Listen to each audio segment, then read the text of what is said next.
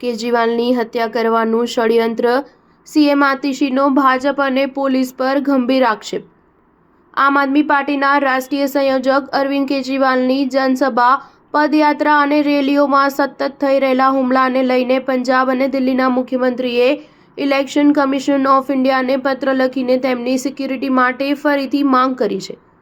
મુખ્યમંત્રી આતિશીએ ભાજપ અને પોલીસ પર ગંભીર આરોપ લગાવતા કહ્યું કે અરવિંદ કેજરીવાલની હત્યા કરવાનું ષડયંત્ર ઘડવામાં આવી રહ્યું છે। દિલ્હીના મુખ્યમંત્રી આતિશીએ કહ્યું કે હુમલાખોરોને ભાજપ અને કેન્દ્ર શાસિત દિલ્હી પોલીસ બચાવી રહી છે અને બહુ મોટું ષડયંત્ર ઘડાઈ રહ્યું છે।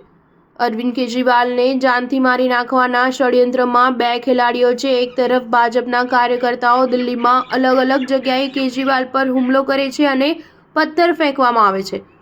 આ સાથે દંડા લઈને આવે છે અને સ્પિરિટના સ્પ્રે કરે છે, જ્યારે બીજી તરફ અમિત શાહને આધીન આવનારી દિલ્હી પોલીસ કેજરીવાલ પર થઈ રહેલા હુમલા મામલે આતિશીએ કહ્યું કે ભાજપ અને દિલ્હી પોલીસના સંયુક્ત પ્રયાસો દ્વારા અરવિંદ કેજરીવાલની હત્યાનું કાવતરું ઘડવામાં આવી રહ્યું છે। અમે સતત જોઈ રહ્યા છીએ કે કેજરીવાલ પર એક પછી એક હુમલા થઈ રહ્યા છે। 24 ઓક્ટોબરના રોજ દિલ્હી પોલીસની નાક નીચે વિકાસપુરીમાં કેજરીવાલ પર હુમલો થયો હતો, જેને લઈને અમે સોશિયલ મીડિયામાં તપાસ કરી તો હુમલો કરનારા ભાજપનો કાર્યકર હોવાનું બહાર આવ્યું।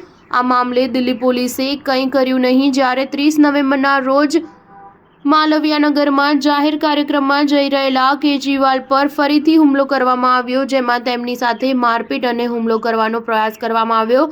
સતત હુમલા અંગે આગળ વાત કરતા તેમણે કહ્યું કે આ પછી 18 જાન્યુઆરીએ પણ નવી દિલ્હી વિધાનસભા ક્ષેત્રમાં કેજરીવાલની કાર પર પથ્થરમારો થયો, જ્યારે ગઈકાલે ગુરુવારે હુમલાખોરો હરિનગરમાં કેજરીવાલની કાર સુધી પહોંચ્યા હતા। દિલ્હી પોલીસે તેમને રોક્યા ન હતા। શું દેશના ઇતિહાસમાં Z+ સિક્યુરિટી ધરાવતી વ્યક્તિની કાર પર પથ્થરમારો થયો હોય અને પોલીસ આગળ ન આવી હોય? દિલ્હી પોલીસ ભાજપ અને અમિત શાહને આધીન આવે છે। સ્ટાર ન્યૂઝ 7 હંમેશા સચ્ચાઈની સાથે।